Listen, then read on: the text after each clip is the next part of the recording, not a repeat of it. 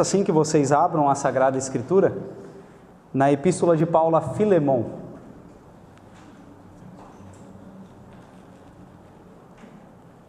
Filemon é o tipo de carta que você bobear na hora de abrir a página, passou por ela. Então você vai em Hebreus e volta que fica mais fácil. Hebreus é maiorzinho e tal. A Epístola de Paulo a Filemon. Eu lerei toda a epístola, peço que você se atente à leitura da Sagrada Escritura.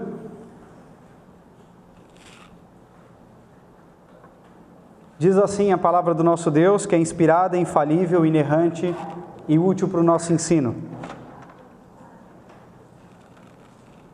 Paulo, prisioneiro de Cristo Jesus, e o irmão Timóteo, ao amado Filemon, também nosso colaborador, e a irmã Áfia e Arquipo, nosso companheiro de lutas, e a igreja que está em tua casa.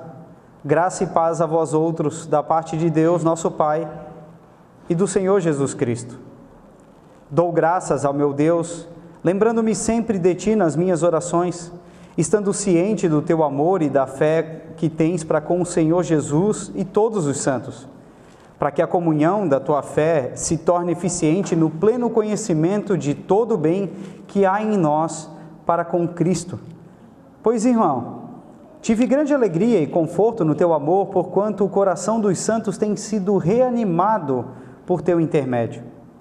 Pois bem, ainda que eu sinta plena liberdade em Cristo para te ordenar o que convém, prefiro todavia solicitar em nome do amor, sendo o que sou, Paulo, o velho, e agora até prisioneiro de Cristo Jesus. Sim, solicito-te em favor de meu filho Onésimo, que gerei entre algemas.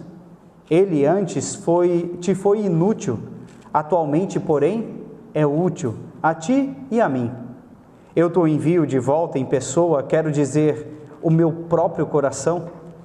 Eu queria conservá-lo comigo mesmo para, em teu lugar, me servir nas algemas que carrego por causa do Evangelho.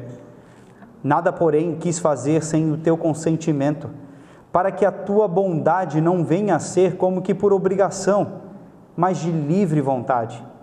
Pois acredito que ele veio a ser afastado de ti temporariamente, a fim de que o recebas para sempre, não como escravo, antes muito acima de escravo, como irmão caríssimo, especialmente de mim, e com maior razão de ti, quer na carne, quer no Senhor. Se, portanto, me consideras companheiro, recebe-o como se fosse a mim mesmo, e se algum dano te fez, ou se te deve alguma coisa, lança tudo em minha conta. Eu, Paulo, de próprio punho, o escrevo. Eu pagarei, para não te alegar que também tu me deves até a ti mesmo. Sim, irmão, que eu receba de ti no Senhor este benefício. Reanima-me o coração em Cristo. Certo como estou da tua obediência, eu te escrevo, sabendo que farás mais do que estou pedindo. E ao mesmo tempo, prepara-me também pousada, pois espero que por vossas orações vos serei restituído. Saúdam-te Epáfras, prisioneiro comigo em Cristo Jesus, Marcos, Aristarco, Demas e Lucas, meus cooperadores. A graça do Senhor Jesus Cristo seja com o vosso espírito. Até aqui a palavra do Senhor. Vamos orar mais uma vez? Senhor, Deus bendito, teu povo se reúne nesta noite para bendizer-te, adorar-te. E agora, Senhor, diante da tua palavra que foi aberta e lida, nos colocamos em sujeição à tua vontade, clamando ao Senhor por tua graça, a fim de que sejamos iluminados por teu Santo Espírito, para que o nosso coração esteja aberto, a nossa mente sem nenhum impedimento, para recebermos o teu ensino. Ajuda o pregador, para que seja fiel instrumento em tuas mãos, e ajuda-nos, Senhor, teu povo, para que saiamos daqui edificados, consolados, exortados e animados por Ti, porque Tu falas conosco. Em nome de Cristo Jesus que nós oramos. Amém. Crianças, Quando a gente fala de perdão, tem uma história na Escritura do Senhor Jesus falando de um homem numa parábola. As crianças sabem, aquelas que frequentam a escola dominical sabem muito bem disso. Quando o Senhor fala lá em Mateus 18 sobre a atividade disciplinar da igreja, e Pedro pergunta assim: quantas vezes eu devo perdoar? É de 70 vezes 7. E depois vem a parábola do credor incompassivo.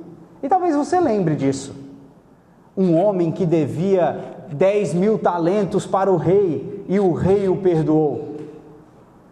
Mas ele encontra um outro homem que devia 100 denários. A distância de valor é muito grande.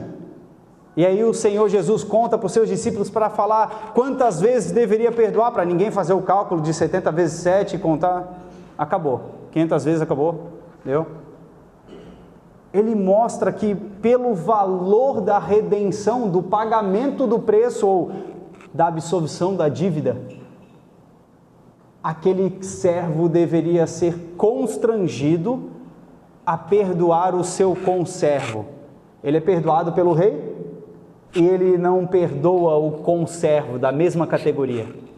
E aqui Paulo está escrevendo a um homem chamado Filemon, justamente para apelar ao seu coração quanto ao valor da redenção, para que ele perdoasse Onésimo. Então o contexto dessa carta aqui é uma carta pessoal, tanto é que na sua Bíblia ela vem nessa sequência: as cartas às igrejas, depois vem as cartas chamadas de pastorais de Paulo, são particulares, em certo termo que eu vou explicar isso durante a pregação, então não são tão particulares assim. Mas ele escreve a Timóteo, depois a Timóteo de novo, na sequência, depois a Tito, e temos essa carta a Filemon. E aqui nós temos essa carta tentando persuadir, não entenda mal Paulo aqui, nem o uso da palavra persuadir que eu estou querendo trazer, mas ele escreve a Filemon a fim de que ele perdoe Onésimo, e essa carta serviria como uma credencial do apóstolo Paulo para que isso acontecesse. Onésimo, como nós vemos aqui na carta que foi lida, é alguém que veio à fé por instrumentalidade de Paulo enquanto ele estava preso. E agora Paulo envia Onésimo de volta e diz: eu queria tê-lo comigo, mas eu estou enviando de volta para que eu não passe por cima de você. Ele precisa experimentar esta restauração de relacionamento, nem que ele volte para mim, que a carta não deixa muito claro isso, se ele vai devolver o Onésimo ou se vai ficar lá por certo tempo. Mas a carta tem esse contexto, e é dentro disso que eu gostaria de que nós olhássemos para o ensino do apóstolo Paulo e como ele intencionalmente coloca aspectos da redenção para mover o coração de Filemon, um crente, a perdoar Onésimo. São os apelos da redenção para a reconciliação. O que deve realmente inclinar o meu e o seu coração para buscarmos reconciliação com os outros, com o próximo. Nós não trataremos diretamente, a carta não trata diretamente de reconciliação como um tema teológico de reconciliação com Deus. Isso é um pressuposto. Nós vamos ver como essa reconciliação é um apelo de Paulo para a reconciliação entre Filemon e Onésimo. Eu gostaria então, de maneira assim, objetiva, de percorrer todos esses 25 versículos para apresentar os apelos da redenção à reconciliação. Volte seus olhos para os primeiros 3 versículos que parecem não mostrar muitas coisas sobre apelo de Paulo da redenção para a reconciliação. Mas veja bem, Paulo está se apresentando aqui. Paulo, prisioneiro de Cristo Jesus, e o irmão Timóteo, ele está carregando um outro nome com ele para persuadir Filemon. A Filemon, também nosso colaborador, a irmã Áfia e Arquipo, veja que tem mais gente envolvida como testemunha. Então, aqui nós já vemos que não é uma carta estritamente particular, secreta, só relação de Paulo e Filemon. Ele escreve já com outras testemunhas, só que tem um detalhe nessa carta que você não encontra necessariamente nesses 3 versículos, para assumir que há algum apelo nesses 3 versículos. A graça e a paz a vós outros, da parte de Deus, nosso Pai, são coisas que são comuns à carta de Paulo. Só que tem uma coisa que é incomum. Se você der uma olhadinha, virando algumas páginas, na introdução da carta de Paulo a Timóteo, a primeira, na introdução da carta a Timóteo, a segunda, na introdução da carta a Tito, você vai reparar uma diferença. Paulo escreve a Filemon não destacando o seu apostolado e a omissão do apostolado como no endereçamento da carta, aquilo que é ele levando ao destinatário, como ele se apresenta. Quando ele deixa de destacar o seu apostolado para destacar a sua prisão inicialmente, é claro, a Timóteo ele fala da sua prisão, em Efésios ele fala da sua prisão, em Colossenses ele fala da sua prisão, mas aqui ele deixa claro, omitindo o apostolado e colocando ele como prisioneiro. Isso é uma grande pista para nós, porque um dos primeiros apelos de Paulo pela redenção, para que haja reconciliação, é justamente o apelo a um sacrifício superior. Paulo está apelando a um aspecto da redenção de um sacrifício superior. Pastor, onde é que você quer chegar com isso? Veja, Paulo omite o apostolado dele no início da carta, justamente porque ele coloca diante de Filemon algo que é mais sacrificial à vista de Filemon do que ele perdoar um irmão caríssimo a Paulo. Prisioneiro no Senhor, a ênfase de Paulo aqui é ressaltar que a sua prisão parece ser o fato que ele suporta a verdade em Cristo. E Filemon não poderia dizer que perdoar um irmão em Cristo agora, Onésimo, fosse um fardo mais pesado do que suportar um cárcere.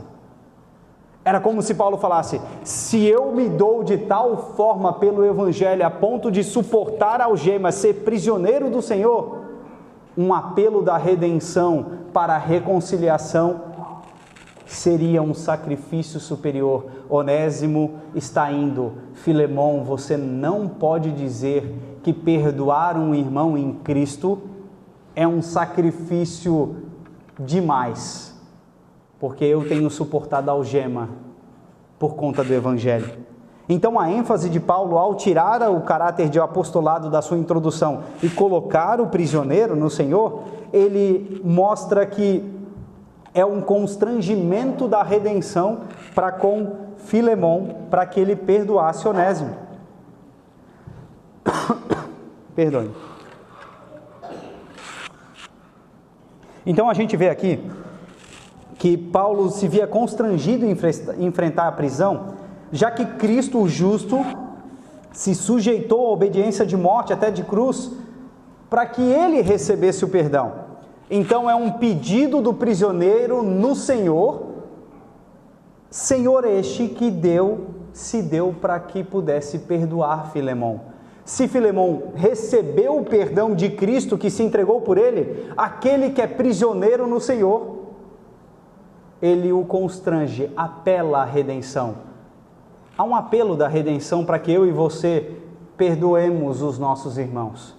Porque você não pode dizer que perdoar aquele que foi o seu ofensor é um sacrifício superior ao de Cristo. Não é nem um sacrifício superior ao cárcere de Paulo. Então a carta, primeiramente direcionada a Filemon, carrega outras testemunhas para que isso também fosse um ensino para eles.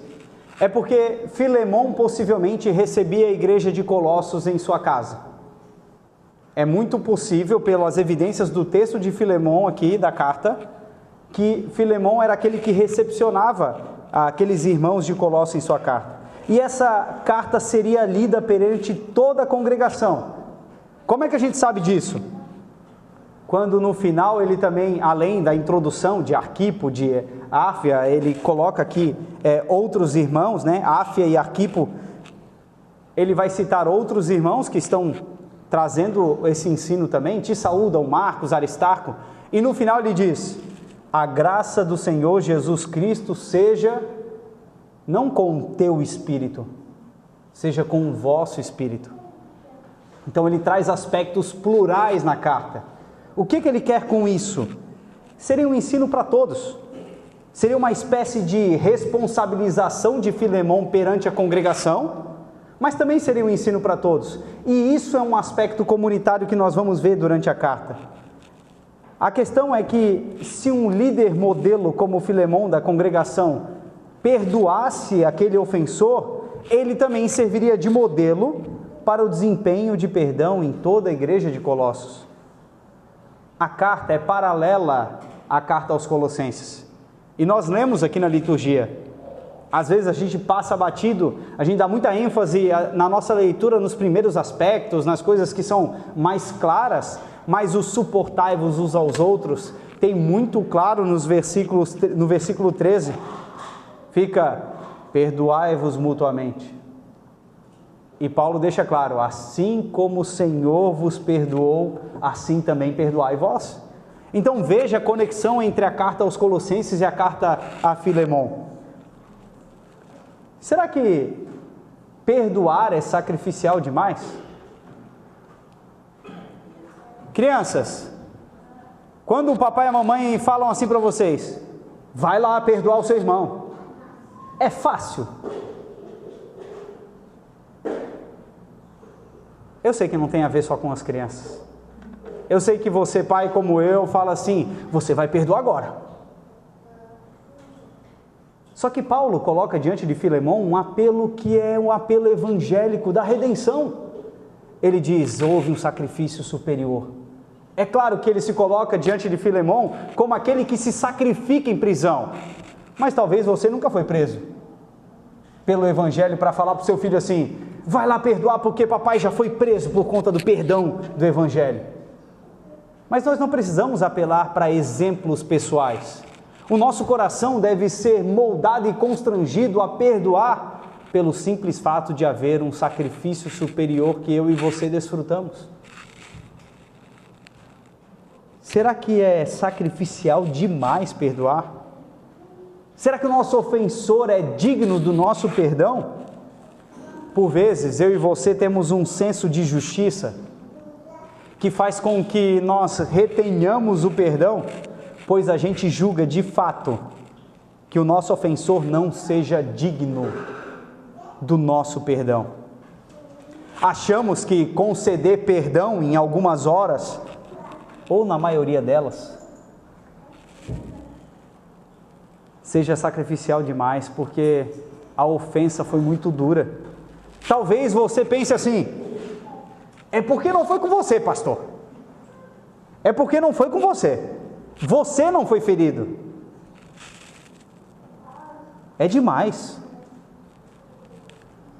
Mas quando a gente olha para um sacrifício superior, o prisioneiro no Senhor que é Paulo, não, mais do que isso, o sacrifício de Cristo, um sacrifício ultra superior.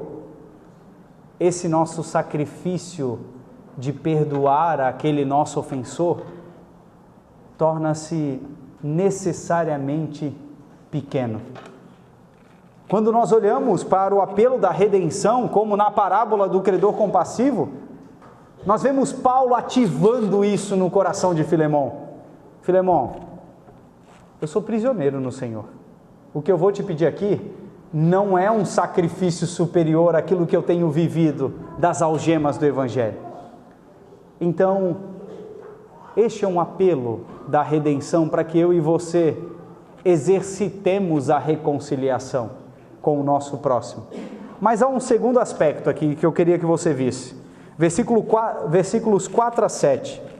Paulo continua agora dando início ao conteúdo da carta de fato.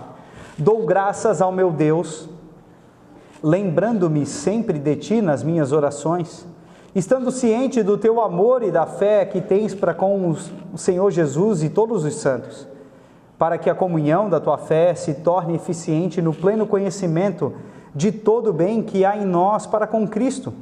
Pois, irmão, tive grande alegria e conforto no teu amor, porquanto o coração dos santos tem sido reanimado por teu intermédio. Aqui eu gostaria de que você olhasse esses versículos e visse como há uma ênfase aqui, dos versículos 4 a 7, no aspecto comunitário. É óbvio que na introdução e no final da carta isso está muito claro, mas nesses versículos está ainda mais destacado, quando ele diz: eu lembro de ti nas minhas orações. Você já percebeu isso em Paulo?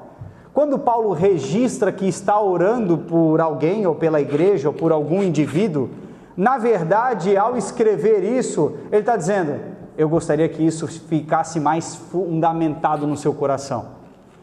É mais ou menos assim. Imagine que eu fale assim para alguém da igreja que está para se casar.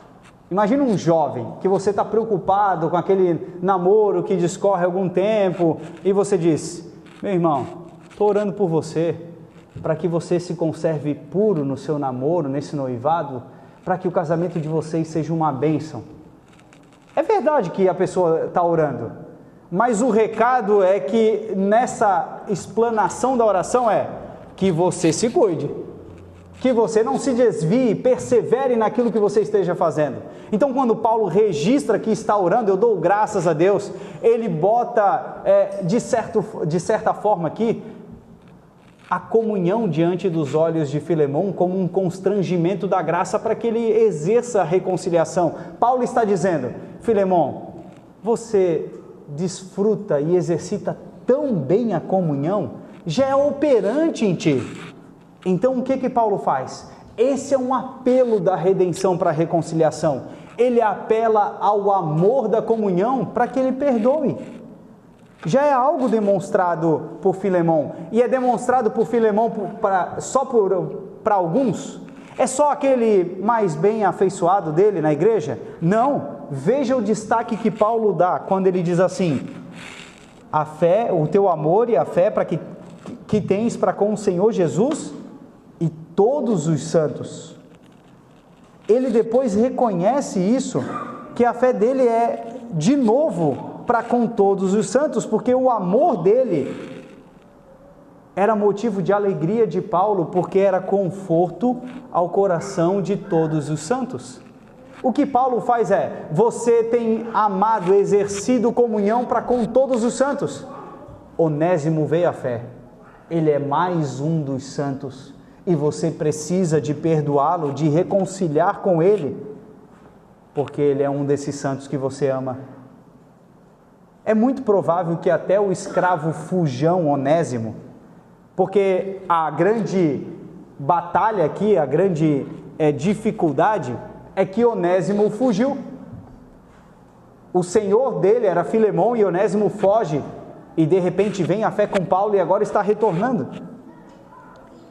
Onésimo possivelmente era uma testemunha e confirmou isso a Paulo, que Filemão tratava todos os santos com essa viva comunhão, esse amor pelos santos de Colossos. E Paulo experimentou isso. E comunhão é isso. Envolve o amor a Cristo e a todos os santos. Quando Paulo apela a um caráter da redenção, do amor à comunhão, ele não apela só, a gente se dá tão bem aqui na igreja, sabe?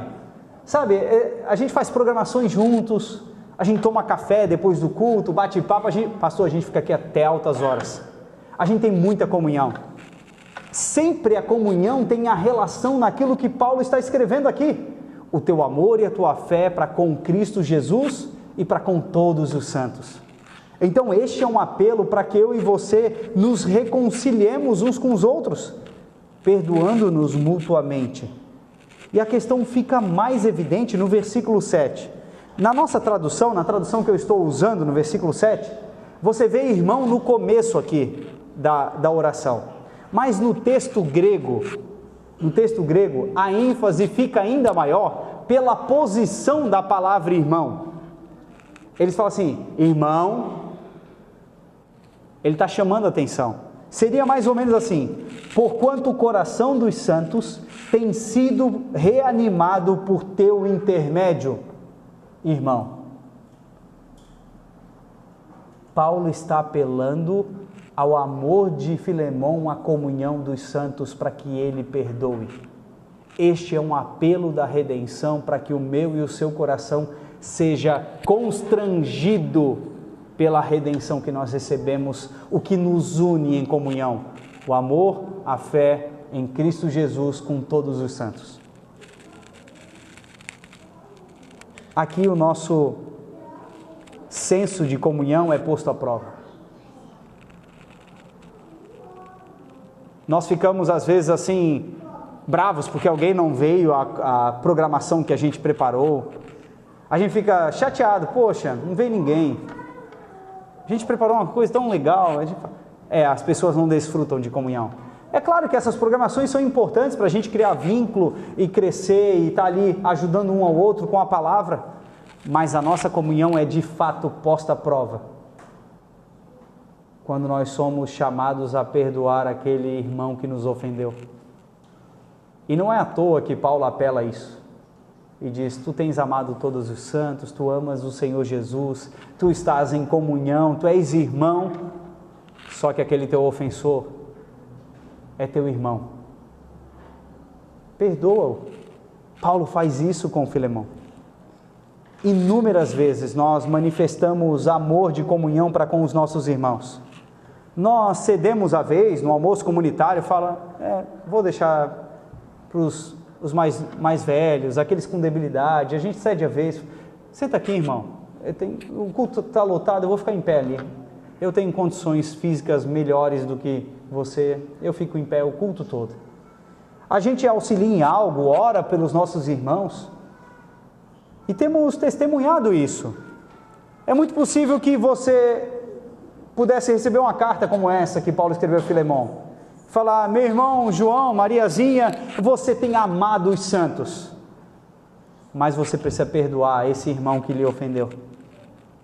É um apelo do amor à comunhão. E esse talvez seja o momento mais necessário para a manifestação do amor da comunhão dos santos. Quando alguém te defrauda, alguém te ofende, mas como é duro para nós. Talvez você diga assim: pastor, eu tenho facilidade com isso. O irmãozinho XY, ele me ofendeu e eu perdoei. Mas é para com todos os santos. Todos, pastor? Pois é.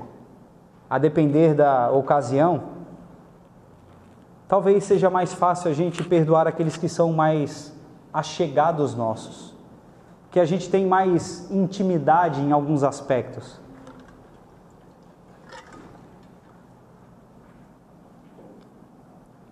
Eu e você somos normalmente mais compassivos para com aqueles que temos um vínculo afetivo mais estreito. Mas qual vínculo é mais estreito do que o relacionamento da unidade do corpo? Diga-me.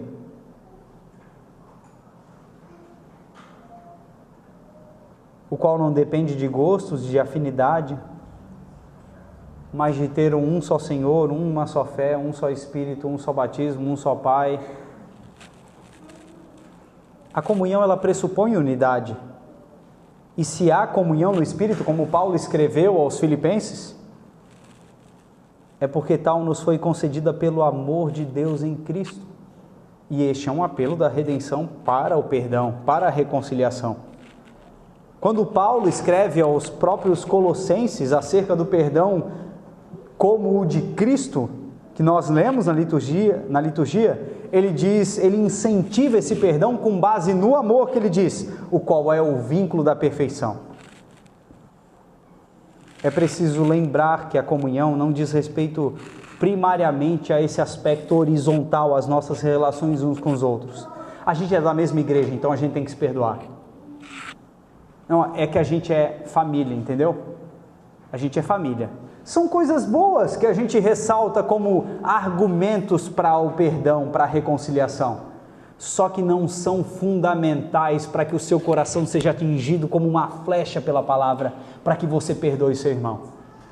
Essencial é dizer, vocês estão vinculados de maneira perfeita, porque estão unidos a Cristo num só Espírito.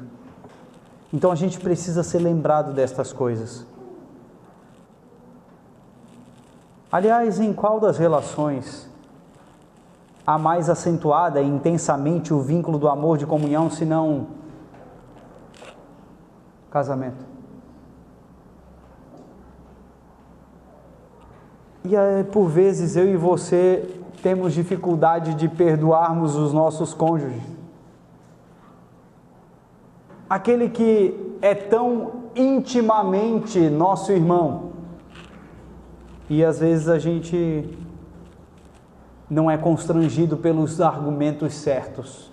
E eu e você batalhamos no coração, ao invés de ouvirmos a Escritura com os apelos da redenção para a reconciliação, eu e você dizemos, já é a terceira vez que faz isso.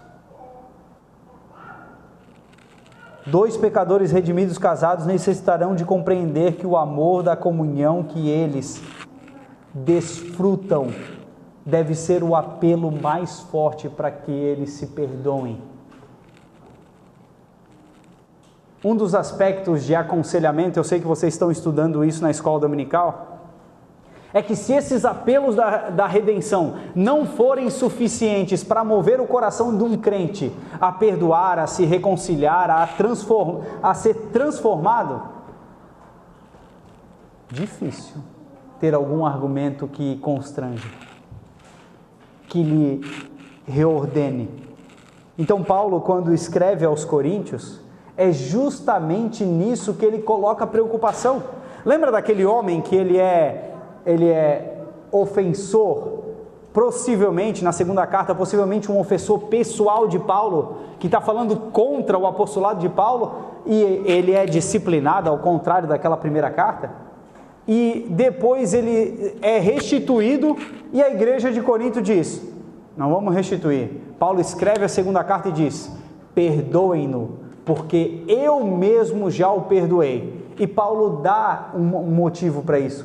Ele diz, para que Satanás não alcance vantagem entre nós. Meus irmãos, quando nós deixamos de ouvir os apelos da redenção para a reconciliação, Satanás alcança vantagem entre nós, quer seja no convívio da igreja ou no seu casamento. Estamos dando brecha para a atividade de Satanás na quebra dos relacionamentos. Paulo é muito preocupado com esta unidade, com esta reconciliação contínua. A falta de perdão na igreja, no casamento ou em outras relações é vantagem para Satanás. Às vezes a gente, presbiteriano, a gente não gosta muito de falar da atuação de Satanás assim, né? Mas a Bíblia fala. Usa coisas ordinárias como a sua teimosia, o seu orgulho, a sua falta de compaixão, para alcançar vantagem no meio da igreja. E a gente tem que ser movido pela redenção para nos reconciliarmos. Há um terceiro aspecto, ainda como um apelo da redenção para a reconciliação. Os versículos de 8 a 14. Dê uma olhada aí na sua Bíblia. Ele vai dizer, pois bem, ainda que eu sinta plena liberdade em Cristo para te ordenar o que convém, eu prefiro todavia solicitar em nome do amor, sendo o que sou, Paulo, o velho e agora até prisioneiro em Cristo Jesus. Você enxerga o aspecto primeiro lá da introdução da carta? Que ele não cita o apostolado, ele diz, o velho, o prisioneiro, eu estou em condições bem menos favoráveis. O meu sacrifício é superior. Sim, eu solicito-te em favor de meu filho Onésimo, que gerei entre algemas. Antes ele te foi inútil, agora atualmente, porém, é útil a ti e a mim. Eu te envio de volta. Ele está enviando de volta. E aqui, crianças, o que Paulo vai apelar a um aspecto da redenção é da voluntariedade da graça. Paulo diz, eu podia até mandar,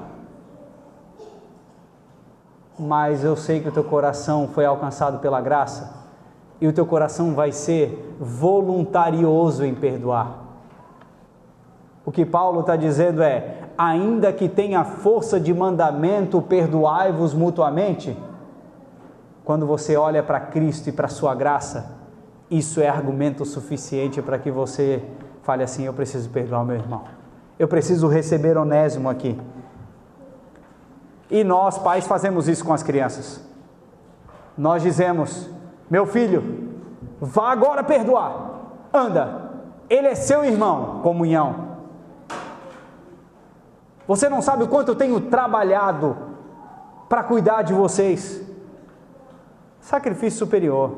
Você acha que é difícil perdoar o seu irmão? Meu filho, tem tanta coisa tão difícil nessa vida. E agora ele diz: vai voluntariamente. Não vai como se fosse obrigação, porque é obrigação. Teu coração seja movido pela voluntariedade da graça, porque é explícito aqui. E aqui não confunda, ele não está dizendo para perdoar alguém que não está com evidente arrependimento. Ele explica: esse servo fujão, Onésimo, eu estou te mandando de volta. Ou seja, Onésimo está indo com as próprias pernas, ele está arrependido, então perdoe. O que deixa claro é que ele reconhecia a sua ofensa e a necessidade de voltar ao serviço do seu senhor, que era Filemão. O apelo ao perdão se encontra nessa voluntariedade da graça presente naqueles que foram alcançados por essa graça. Paulo não se vê à vontade de impor a Filemão que perdoe Onésimo, porque ele sabe que um crente, só o constrangimento da graça para perdoar é infinitamente maior e mais intenso do que qualquer vínculo de apostolado, até mesmo de apostolado. Ele sabe que o crente que experimentou a reconciliação em Cristo pela graça, ele deve ser voluntarioso no perdoar. Essa voluntariedade da graça é a marca que distingue o perdão do Evangelho, e não conceder o perdão motivado por vantagens, posição ou por um simples sentimento de alívio. Veja, vocês estão estudando aconselhamento e você, como um bom conselheiro, eu não estou falando do pastor, todo bom crente deve se capacitar com as verdades da redenção do Evangelho para que seja um bom conselheiro ao seu irmão. Você, como um bom conselheiro, você não vai dizer assim, diante de uma tentativa de divórcio, aquele casamento ruído, ou aqueles irmãos que agora caminharam juntos esses anos da congregação, daí chega 2027, essa congregação é organizada, daqui a pouco aquele irmão caminhou com você, vocês se chocam, porque eu não sei, talvez aqui não aconteça, mas normalmente um tropeça no outro, se machuca, se ofende. Então você, bom conselheiro, vai ter que ter argumentos da palavra, da redenção, para incentivar a voluntariedade da graça para o perdão. E não adianta você botar as fotos do casamento no slide para o casal, no gabinete pastoral e falar: olha que foto bonita, olha quanto vocês gastaram na festa, olha o apartamento que vocês compraram. O coração do crente, ainda que essas sejam coisas boas e memórias que trazem esperança para um casal, por exemplo, isso não é voluntariedade da graça. Você está apelando só a argumentos sociológicos, só questão social, financeira. Por exemplo, se vocês se divorciarem agora, vai ser complicado pagar o carro. Isso não é argumento bíblico para que você chame o seu irmão à voluntariedade da graça. Você coloca diante dele o apelo do Evangelho, da redenção, para que o coração do crente seja movido a essa voluntariedade. Ele fala: é verdade, aquele que me perdoou pagou um infinito preço, eu sou um com o meu irmão, eu preciso perdoá-lo. Então Paulo apela a isso, ainda que eu pudesse chegar e falar: meu irmão, crente perdoa, vai lá e perdoa e pronto. Ele diz: eu vou colocar diante de ti alguns aspectos da redenção, que se isso não lhe constranger, desconfie da sua própria profissão de fé. Se isso não estremecer o seu coração a ser voluntário nessa reconciliação, você está em maus lençóis. Então não é um apelo a um simples alívio de perdão. Talvez você já tenha usado isso. Vai lá, perdoa. Eu sou de Itajaí, então perdoa, querido. Perdoa. Você vai sentir uma paz interior assim, vai se sentir aliviado. E aí a gente move as pessoas a perdoar, não por constrangimento da graça, pela voluntariedade da graça, por um aspecto egocêntrico, e diz, eu preciso perdoar para ver se isso dá uma aliviada aqui nas minhas costas, porque está difícil. Ai, perdoei, agora é ele que se vire. Não, é a própria graça que nos incentiva. Se não houver uma comoção de voluntariedade da graça para perdoar no coração do crente, há no mínimo uma incoerência a ser tratada nesse coração. Nós precisamos de ter o coração corrigido nesta área. É bem possível que chegue a essa parte da pregação, já 3 aspectos vistos aqui, e você diga, Senhor, misericórdia.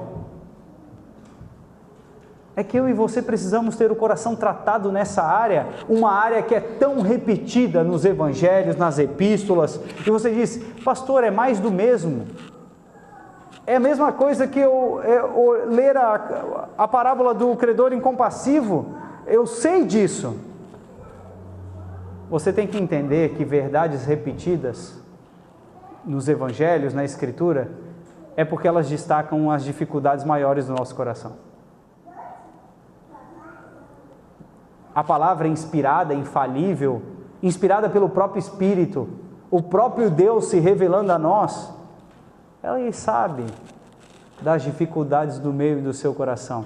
Ele sabe que verdades tão concretizadas na nossa fé, na nossa teologia, por vezes são difíceis de encarar quando elas vêm para serem exercitadas de fato. Então é por isso que a atitude de perdoar o próximo é tão enfatizada, porque ela nos chama a voluntariedade da graça. Um quarto aspecto ainda aqui, versículos 15 a 20, ele vai mostrar que há um aspecto da redenção que Paulo representa.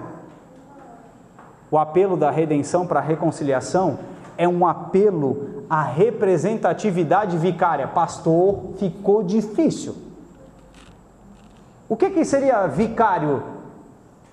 O que é essa representatividade vicária? Vicário nada mais é do que substituto. Paulo se coloca como um representante que vai substituir aquele que foi devedor, Onésimo, e ele fala isso. Eu gostaria de que você visse isso, principalmente nos versículos 17 e 18. Ele diz, se portanto me consideras companheiro, recebe-o como se fosse a mim mesmo. Aspecto positivo, veja o que Paulo está fazendo.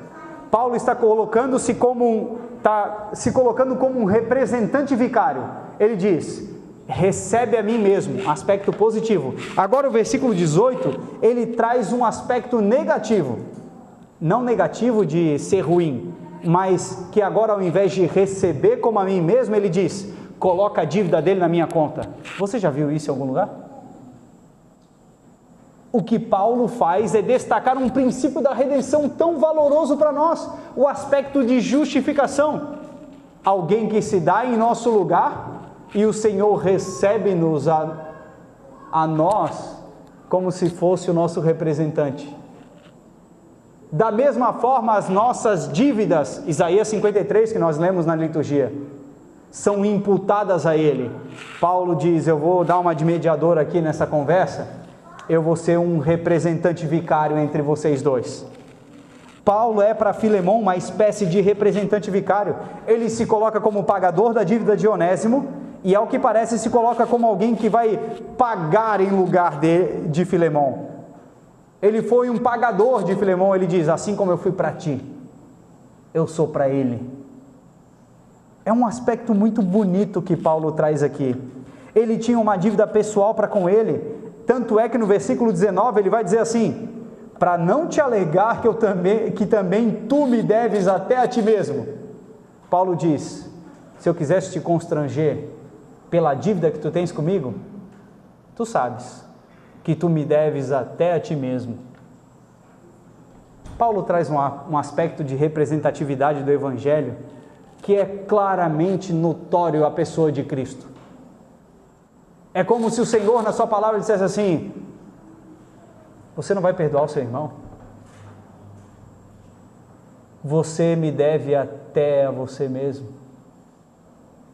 Então, quando você recebe a instrução da palavra e você diz: Senhor, eu pertenço a Ti, Tu me resgataste. Esse aspecto de representatividade vicária deve, de fato, induzir o nosso coração à reconciliação para com aqueles que nos ofenderam. Por conta dessa representatividade, daquele a quem Filemão deve até a si mesmo, é que ele deve perdoar o seu ofensor, recebendo-o como um irmão caríssimo. O versículo 16.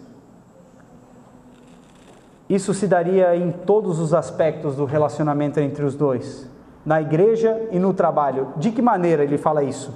Veja só o que ele diz. Ele vai dizer que quer na carne, quer no Senhor. O que ele está dizendo? Lembre-se que Onésimo era um escravo de Filemão. E aqui é um aspecto que é duro para mim e para você. Que talvez você lendo assim, você fala: tá bom, eu tenho que perdoar o irmão. Eu entendi, pastor. Sabe esse perdoar que a gente exercita de maneira desleixada? A gente diz: meu irmão, tá perdoado, aperta a mão aqui. Mas lá no cantinho e eu aqui. Eu te perdoo, mas não vamos reconciliar. E esse é um dos aspectos talvez que nós, pastores principalmente, mais ouvimos em gabinete pastoral quando vem um casal querendo se divorciar por alguma desavença. E ainda que nós tenhamos na própria Escritura, em Mateus 19, a possibilidade do divórcio diante do adultério, mas às vezes não é uma relação de adultério e diz assim: pastor, eu já perdoei. Tá bom, reconcilia-te com teu irmão. Não, a gente vai, é de boa, frequentar a mesma igreja, tranquilo. Reconcilia-te na carne ou no Senhor. O que Paulo está falando a Filemão é: toma ele de volta como um companheiro no teu trabalho, bem como no Senhor na igreja. Restitua como um escravo, e aqui escravo não era uma coisa assim terrível, era um trabalhador que era sustentado pelo seu Senhor a ponto de ter tanta intimidade que Filemão sentiu falta e sentiu-se ofendido ao Onésimo fugir. Mas ele diz: reconcilia-te. Você não pode dizer para o seu irmão, guardadas algumas questões, dizer assim: irmão, eu te perdoo, mas senta lá no outro banco que aqui não vai dar. É claro que nós temos parâmetro bíblico para dizer que um homem que ofendeu a congregação diante de um pecado escandaloso, como por exemplo um adultério ou um segundo casamento, ele não é digno de ocupar a posição de oficial, pela Escritura, e nisso ele não será restituído. Mas às vezes o meu coração e o seu coração é tão duro que a gente diz: eu perdoo esse irmão, mas não dá mais para ficar aqui, pastor. Eu não vou mais ficar na igreja, porque o irmão está indo lá. Ele me ofendeu, eu perdoei, tá? Eu perdoei. Não tem mais mágoa nenhuma, pastor. Não tem mágoa nenhuma, mas eu vou trocar de igreja. Porque sabe como é que é? Não fica bem a gente frequentar a mesma igreja. Onde é que você acha respaldo bíblico para isso? Você pode falar: o meu coração é duro, pastor, é teimoso. Mas você não acha parâmetro bíblico, apelo da redenção que diga perdão sem reconciliação de relacionamento. Basta ver a nossa condição em Deus. Tem como nós sermos perdoados, justificados e não sermos reconciliados? Há como, guardando aí a teologia sistemática, há como desfrutar de justificação, mas não de adoção? Não de comunhão dos santos? De maneira nenhuma. É por isso que os apelos da redenção mostram a reconciliação de fato. Se há evidência de arrependimento, deve ter restabelecimento da comunhão. O parâmetro aqui de depositar dívida na conta do outro é um parâmetro cristológico. O Senhor depositou a nossa dívida na conta do Filho para que fôssemos reconciliados. A ofensa está na conta do mediador e Paulo faz essa mediação. Então veja que belos apelos Paulo faz. E apelos aqui é aquele convite para agir. Ele apela à redenção para a reconciliação. E o último aspecto desses apelos é o apelo à fidelidade ao Evangelho. E aqui é muito interessante para vocês que estão estudando também aconselhamento na escola dominical. Veja os versículos 21 a 25. Paulo vai escrever assim: certo como estou da tua obediência, te escrevo, sabendo que farás mais do que estou pedindo. E ao mesmo tempo, prepara-me também pousada, pois espero que por vossas orações vos serei restituído. Saúdam-te Epáfras, prisioneiro comigo em Cristo Jesus, Marcos, Aristarco, Demas e Lucas, meus cooperadores. A graça do Senhor Jesus seja com o vosso espírito. Como eu disse, aqui tem uma questão plural envolvida, né? Então Paulo diz assim: eu sei que tu és crente. Eu sei que tudo que eu falei agora é um constrangimento da graça para o teu coração. E eu estou certo da tua obediência, tão certo que tu vais prestar conta disso. Me prepara um lugar que eu estou chegando. Aconselhamento bíblico. Ele está dizendo: irmão, está aqui o preceito, agora está aqui a tarefa, vamos botar isso em prática. E eu estou chegando aí para ver isso. O tom de Paulo aqui não for em nenhum momento de exigência quanto aos seus pedidos, mas de convicção de que seria atendido. Ele tinha amor para com todos os santos, ele recebia a igreja na casa dele, ele sabia da representatividade vicária de Paulo. Tu sabes que tu me deves até a ti mesmo. E agora ele sabe da fidelidade daquele irmão ao Evangelho. Ao invés de você apelar a um irmão para a reconciliação, como dizendo: você é um traste, você não vai perdoar o seu irmão, você diz: irmão, eu sei o quanto tu amas os santos, e eu sei quanto tu és fiel ao Evangelho. Vai lá, bota em prática isso que tens vivido. Eu sei que tu amas o Senhor. Vamos lá, vai lá. Se tu precisares depois, se teu irmão não quiser te ouvir, eu vou contigo. Vocês precisam se reconciliar. Paulo está sendo um mediador da reconciliação com os argumentos adequados.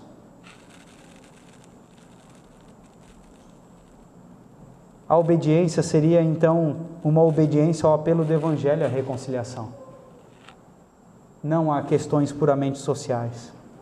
Paulo pressupõe que Filemão ouviria o Evangelho. Tanto um conselheiro como aquele que está sendo aconselhado deve centrar a obediência não ao conselheiro em si. O que eu quero dizer com isso? Aquele que está aconselhando e aquele que está sendo aconselhado não deve dizer assim: eu vou fazer porque o pastor Lucas me pediu, mas na verdade eu não quero. Você nunca ouviu isso? Quem é pai aí sabe como é que é. Certa vez eu ouvi uma história de que um menino falou assim: eu vou obedecer, mas é só para eu não ficar de castigo. Ele até faz, mas constrangido pela razão errada. Então a gente vê como Paulo modela essa relação de apelo para a reconciliação. Tanto o conselheiro como o aconselhado, eles devem ser movidos não pela figura do conselheiro em si, mas pelos apelos da redenção a essa reconciliação. O Evangelho, irmãos, deve ser decisivo para o perdão. Deve ser, sabe, aquela... É que acho que a maioria de vocês é da minha faixa etária. O Evangelho é o super trunfo, a carta que decide o jogo. Não adianta você apelar com cartas menores e achar que o coração do crente vai ceder. Você vem com o apelo da redenção e diz: está aqui. Se isso não resolver o jogo, meu irmão, seu coração está muito duro. Então os apelos que Paulo faz à redenção são preciosos. O aspecto também de prestação de contas que Paulo coloca aqui e a cobrança de fidelidade às exigências do Evangelho precisam estar na nossa mente também. A gente precisa desta prestação de contas junto aos nossos irmãos. A gente não pode ser fomentadores da dureza do coração. E é aí que eu e você sentimos a pancada. Porque quando algum irmão vem falar de algum conflito, você deve falar assim: vamos ler a carta de Filemão? Ah, você não sabe o que você está falando. Ela me ofendeu de maneira muito feroz, desagradável. Eu estou muito chateado. Ao invés de a gente ser fomentador do conflito, de falar: é verdade, aquela vez ela estacionou no meu lugar, sentou no lugar ela nem olhou para mim. Você vai falar: meu irmão, eu já passei por isso e meu coração estava duro, mas a graça do Senhor me constrange. Vamos lá, vamos falar com eles, vamos reconciliar, vamos pedir perdão. A gente não pode ser fomentador de dureza do coração, a gente tem que ser incentivador da reconciliação, porque aquele que foi o nosso mediador, nós devemos até a nós mesmos, e foi colocado na conta dele. Então a gente precisa olhar para esses apelos, para exercitarmos a reconciliação. Crianças, olhem aqui, pastor, prestem atenção. Muitas vezes nós pais exigimos de vocês perdoar o seu irmão, o seu coleguinha da igreja, pelos motivos errados. A gente peca também. Só que até vocês pequenininhos precisam de olhar para Cristo e para o Evangelho, para a graça do Senhor, como um elemento decisivo. Sabe aquela carta do UFC 2025 que ganha de todas? Sabe aquela armadura do Minecraft que não consegue perder? Eu sei que os adultos não estão entendendo, a maioria deles, mas eles estão. O Evangelho de Cristo é decisivo para que você perdoe seu irmão. Vocês mesmo crianças, vocês precisam de entender isso. Nós pais precisamos de expor isso aos nossos filhos como um argumento decisivo para o perdão. Porque talvez ele tenha que perdoar um amiguinho da igreja, que não é lá tão fácil assim. Se você falar: perdoa o seu amiguinho, ele é tão legal com você, ele empresta os seus brinquedos, e quando ele não emprestar? E quando ele não for tão legal assim, ele não deve perdoar? Você deve perdoar porque Cristo nos perdoou. Porque o Senhor nos perdoou em Cristo. Apelos adequados da redenção para a reconciliação. Um sacrifício superior, um amor de comunhão, a voluntariedade da graça, a representatividade vicária e a fidelidade do Evangelho. A questão é que tudo isto não é simples passos morais para que você ceda. A questão é que Cristo é o apelo para a reconciliação. Como sacrifício superior, Cristo se entregou na cruz por amor, realizando a oferta máxima, um sacrifício superior a todos. E como diz Paulo, não há prova de amor maior. Talvez você se anime a morrer por um justo, mas pelos injustos, ele se sacrificou de maneira superior. Amor de comunhão, esse próprio sacrifício, Jesus promoveu a unidade, o acolhimento entre pessoas, reunindo todos num só povo, tornando esse amor o centro da comunhão cristã. Voluntariedade da graça, ele estabeleceu perdão por meio de um sacrifício voluntário. Isaías 53, ele mesmo se entregou e ele se agradou, e ele verá o fruto do seu penoso trabalho e se alegrará, porque justificará muitos. Representatividade vicária, ele tomou o nosso lugar diante do próprio Deus, assumindo os nossos pecados e as nossas transgressões tomou sobre si. Fidelidade ao Evangelho, ninguém viveu em total obediência ao Pai senão o Filho. Ele não é só o nosso modelo de fidelidade, mas ele é a razão pela qual eu e você podemos ser fiéis ao Evangelho que professamos e nos reconciliarmos com os nossos ofensores. Negarmos a necessidade de reconciliação, falarmos: eu não vou. negarmos a necessidade de reconciliação tem uma implicação muito mais profunda do que questões puramente éticas ou morais ou sociais. Negar a necessidade de reconciliação tem implicações redentivas. E isso deveria ser um grande alerta da carta de Paulo a Filemon. Eu não quero que você saia daqui desesperado, mas que você volte os seus olhos para Cristo e que Cristo seja de fato o apelo fundamental para que você perdoe o seu próximo, para que você se reconcilie. Eu não sei se já disseram isso para você. Eu creio que sim. Mas você vai ter problema nessa igreja. Você vai ofender o seu irmão. Não porque a igreja presbiteriana de Pomerode, porque isso acontece lá em Pissarras, em Itajaí, em Blumenau, em Indaial, em qualquer lugar onde se reúnam alguns pecadores em comunhão que creem no mesmo Cristo. E você vai precisar exercitar essas coisas, mesmo quando elas não forem assim tão agradáveis ao seu coração e nem tão fáceis de se fazer. Cristo é o apelo para a reconciliação. Que o Senhor nos ajude. Que o Senhor derrame sua graça e fortaleça o meu e o seu coração para não sermos hipócritas quanto a esses apelos da redenção.